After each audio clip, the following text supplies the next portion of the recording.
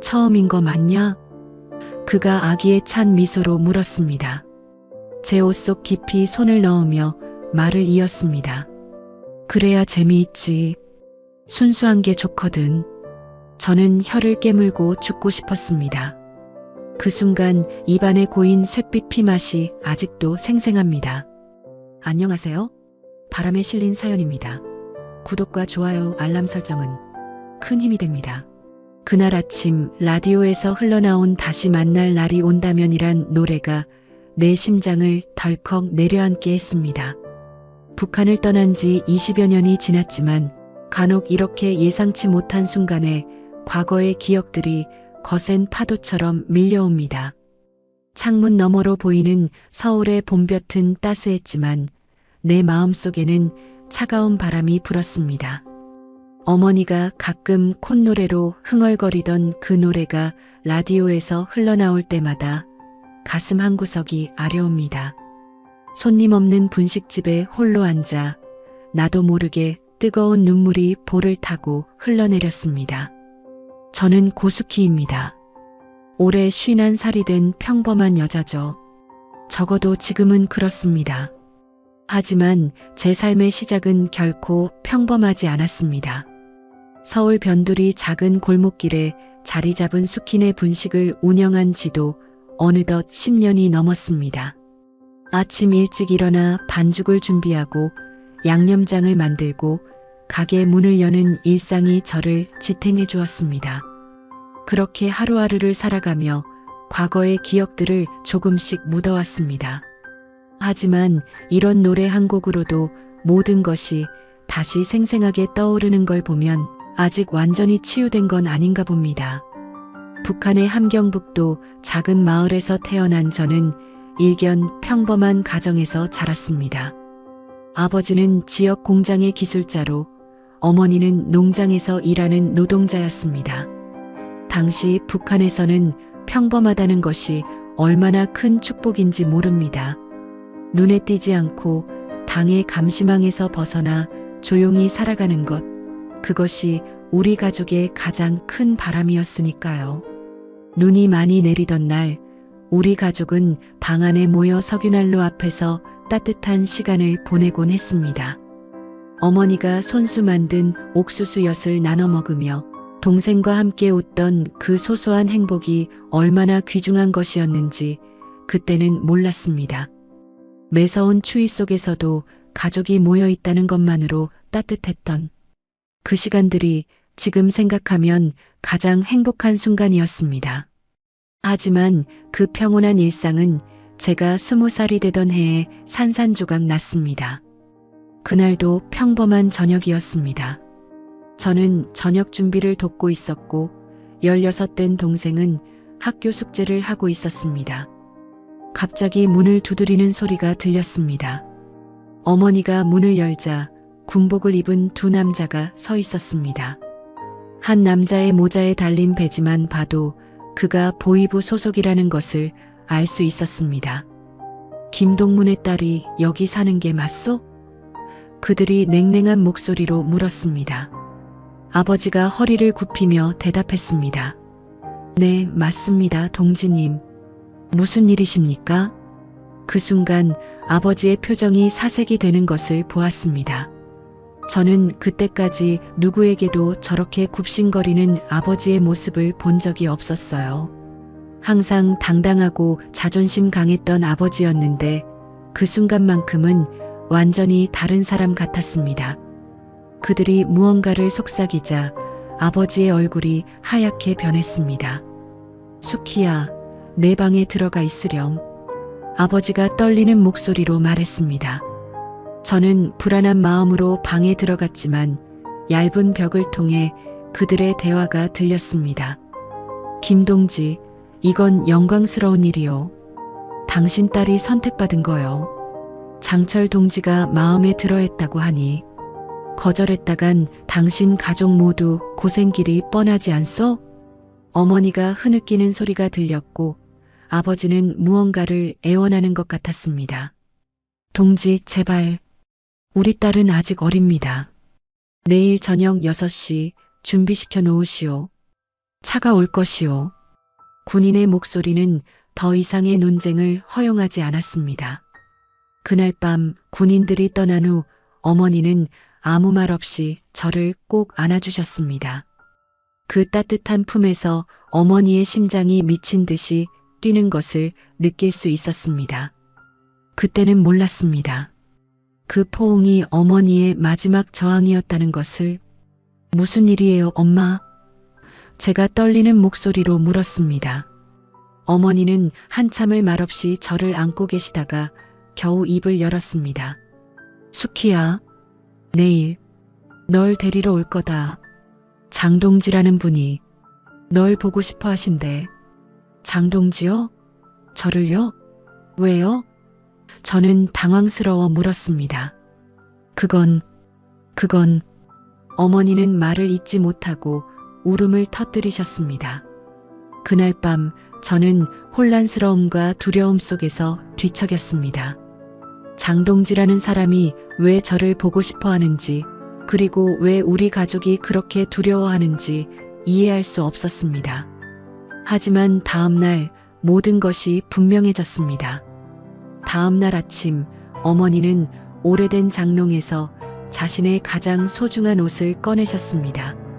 결혼식 때 입었다는 분홍빛 한복이었습니다. 이걸 입어야겠구나, 수키야. 어머니의 목소리가 갈라졌습니다. 이 옷, 내가 내 나이 때 입었던 거란다.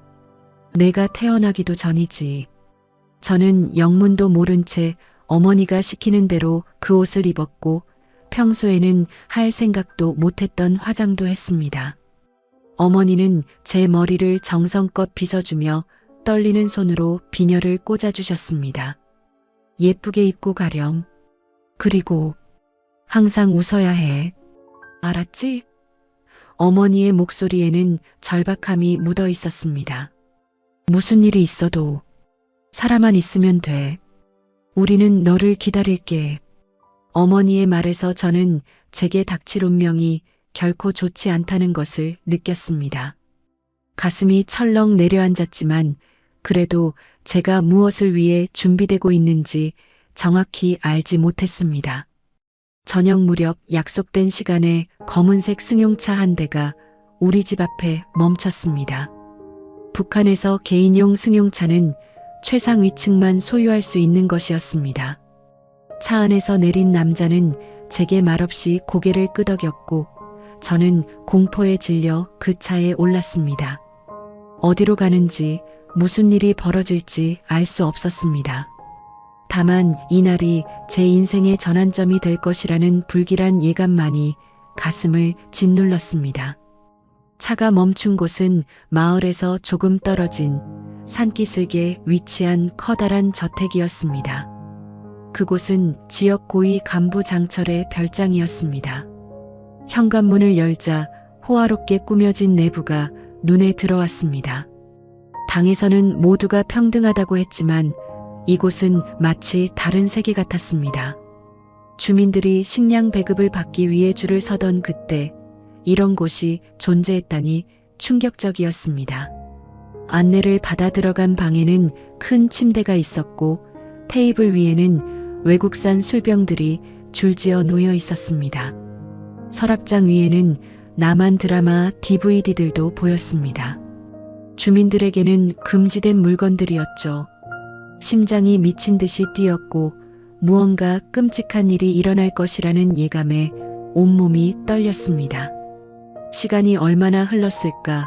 문이 열리고 당 간부로 보이는 중년 남자가 들어왔습니다. 그는 아버지 나이쯤 되어 보였고 검은색 양복을 입고 있었습니다. 그의 얼굴에는 교활한 미소가 번져 있었습니다. 너네 부모님은 참 운이 좋군. 그가 낮은 목소리로 말했습니다. 내가 내 얼굴을 한번 보고 마음에 들어했다고 하니 말이야. 덕분에 너희 가족은 앞으로 특별 배급도 받을 수 있을 거야. 그가 천천히 제게 다가왔습니다.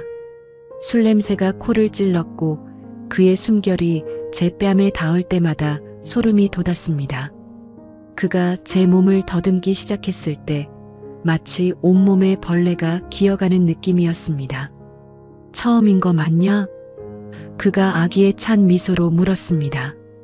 제 옷 속 깊이 손을 넣으며 말을 이었습니다. 그래야 재미있지. 순수한 게 좋거든. 저는 혀를 깨물고 죽고 싶었습니다. 그 순간 입안에 고인 쇳빛 피맛이 아직도 생생합니다. 제가 상상했던 첫 경험은 이런 것이 아니었습니다. 사랑하는 사람과 함께하는 아름다운 순간을 꿈꿔왔는데 그것이 이렇게 모욕적인 방식으로 짓밟힐 줄은 몰랐습니다. 뜨거운 눈물이 볼을 타고 흘렀지만 저는 소리내어 울지도 못했습니다. 항상 웃으라고 하셨던 어머니의 말씀이 귓가에 맴돌았으니까요. 울지 마라. 이제부터 너는 내 여자야. 너한테만 이렇게 잘해주는 거야. 알아? 그가 끝나고 나서 말했습니다. 그의 목소리에는 어떤 감정도 없었습니다. 마치 물건을 샀다는 듯한 그 무심한 어조가 더 섬뜩했습니다. 집으로 돌아온 저는 몸을 씻고 또 씻었습니다. 하지만 그의 냄새, 그의 손길, 그 모든 기억은 씻겨나가지 않았습니다. 어머니는 제 상태를 보고 말없이 울었고 아버지는 눈도 마주치지 못했습니다. 우리 가족은 그날 이후 서로의 눈을 바로 보지 못했습니다. 마치 우리 모두가 죄인이 된 것 같았으니까요. 그 이후로도 간부는 전화로 저를 불렀고 저는 조용히 그의 집으로 가서 모멸감을 견뎌야 했습니다. 한 달, 두 달, 그렇게 반년을 보냈죠. 어느 날 거울을 보니 영혼이 빠져나간 눈동자가 저를 바라보고 있었습니다.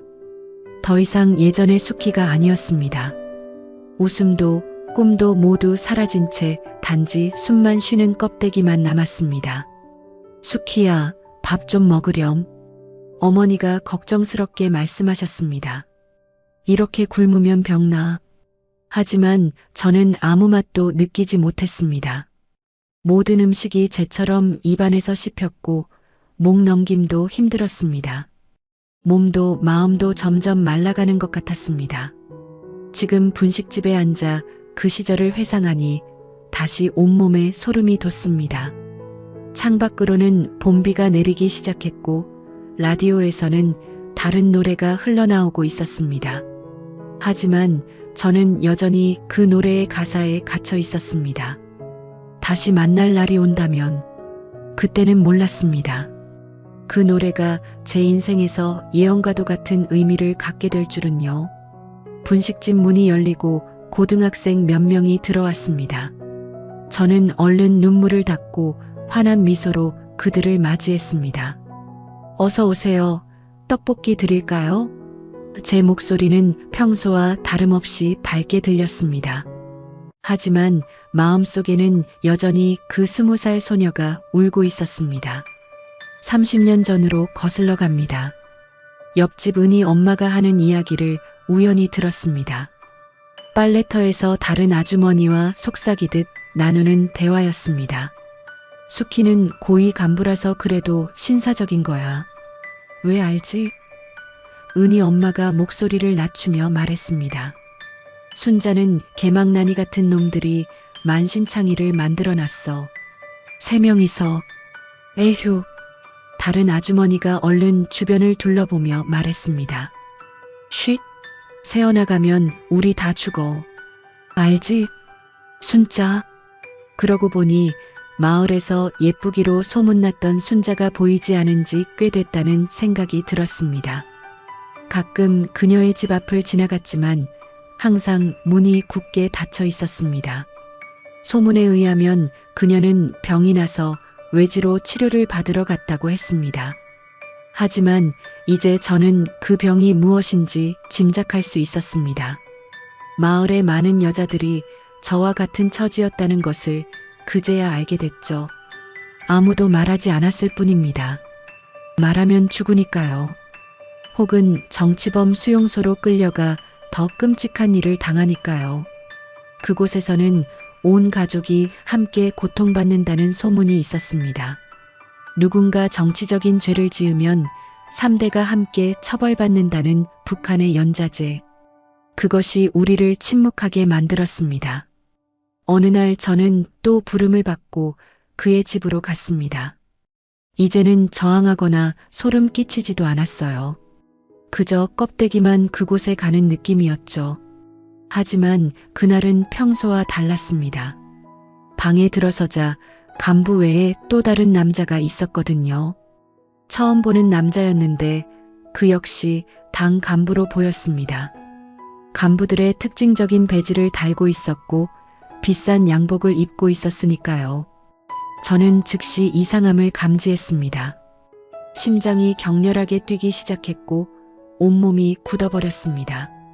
직감적으로 무슨 일이 벌어질지 알 수 있었습니다. 그것은 제가 상상했던 최악의 상황이었습니다. 오늘은 특별히 김동지가 널 보고 싶어 했어.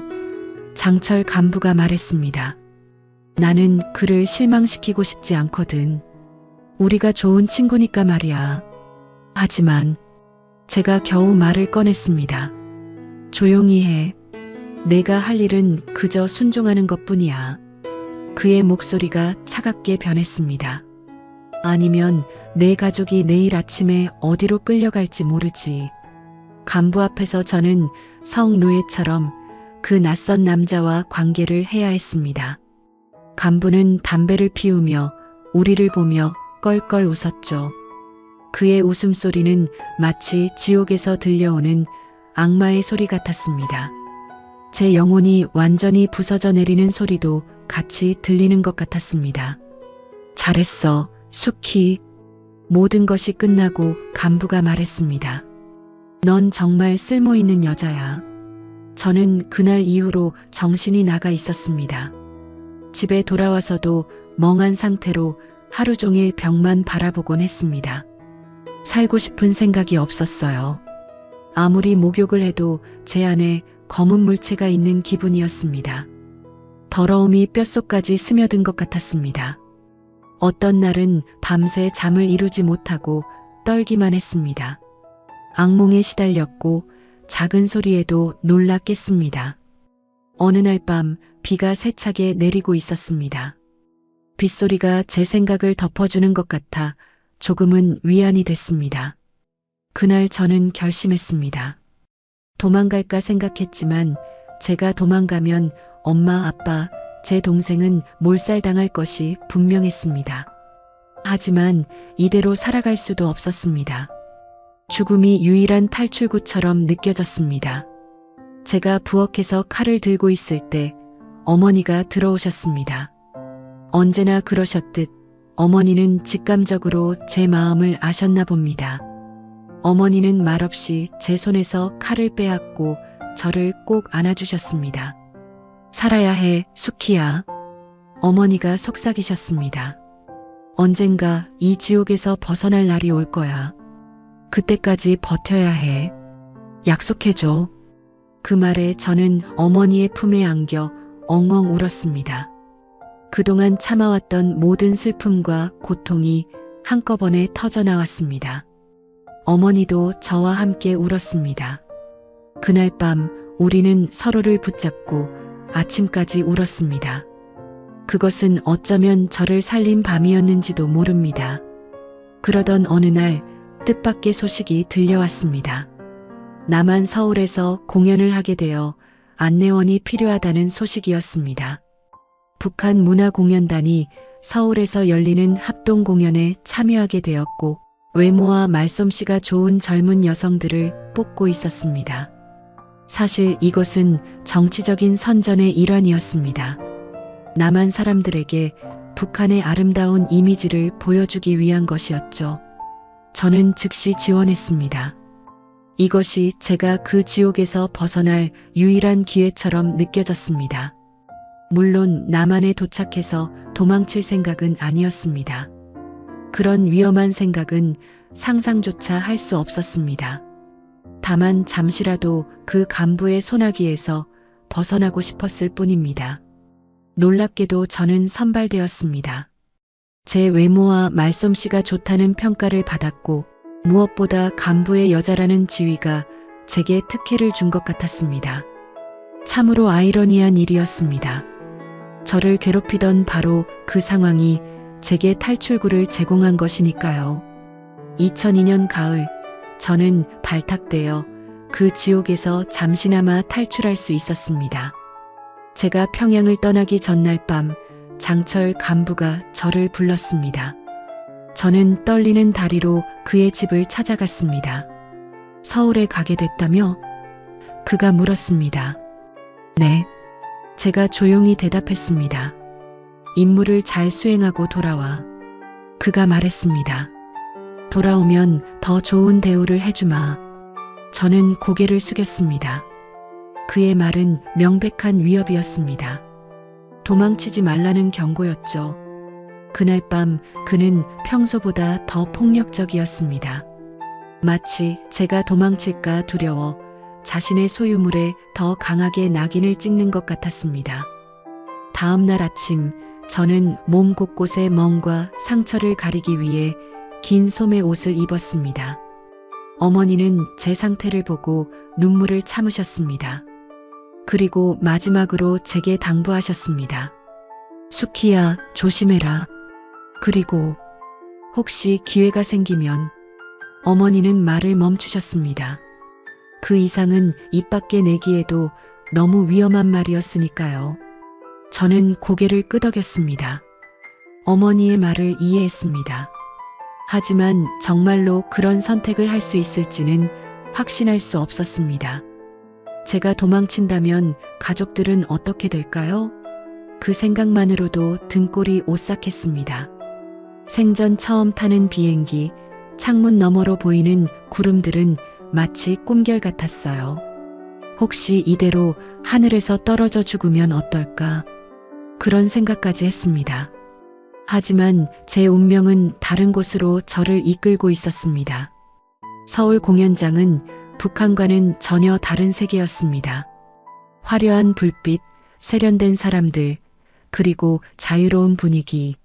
저는 안내원으로서 바삐 움직이며 남한 사람들을 처음으로 가까이에서 마주했습니다.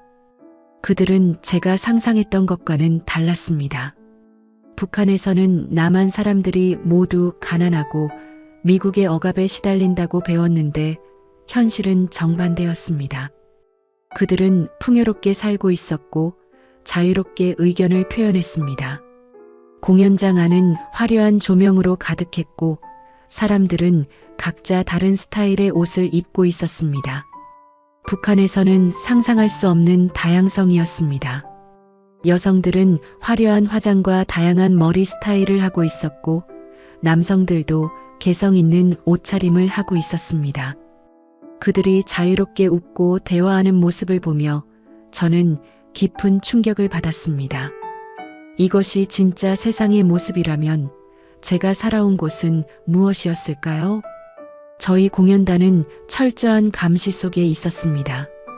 모든 일정이 통제되었고 혼자 다니는 것은 절대 금지되었습니다. 항상 2명 이상이 함께 다녀야 했고 보이부 요원들이 우리를 24시간 감시했습니다. 하지만 그런 상황에서도 자유의 공기는 제 피부로 느껴졌습니다. 그리고 그 자유는 제게 새로운 희망을 품게 했습니다. 공연 둘째 날 저는 실수로 공연장 밖으로 나와 길을 헤매던 관람객을 도와주게 되었습니다. 키가 크고 단정한 차림의 그 남자는 부드러운 미소를 지니고 있었습니다. 그는 30즈음 되어 보였고 깔끔한 정장 차림이었습니다. 무엇보다 그의 눈빛이 따뜻했습니다. 북한 남자들의 차갑고 권위적인 눈빛과는 전혀 달랐습니다. 죄송합니다. 화장실을 찾다가 길을 잃어버렸네요. 그가 말했습니다. 저는 공손하게 고개를 숙이며 말했습니다. 이쪽으로 모시겠습니다. 제 억양이 다소 어색했을 테지만 그는 친절하게 웃어주었습니다. 그가 따라오며 물었습니다. 혹시 북한에서 오신 분이신가요?